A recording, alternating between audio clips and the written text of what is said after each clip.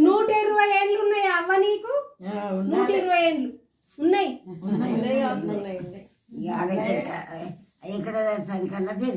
వెంకటమ్మ దర్శనానికి 100 దాటినాయి, ఎప్పుడో దాటినాయి.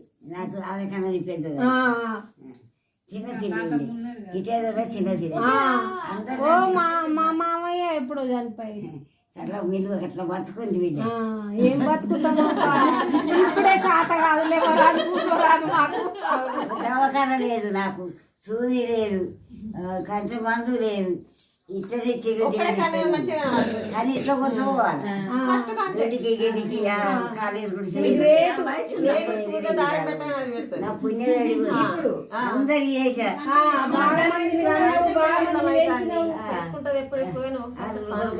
బిడ్డలు కన్నా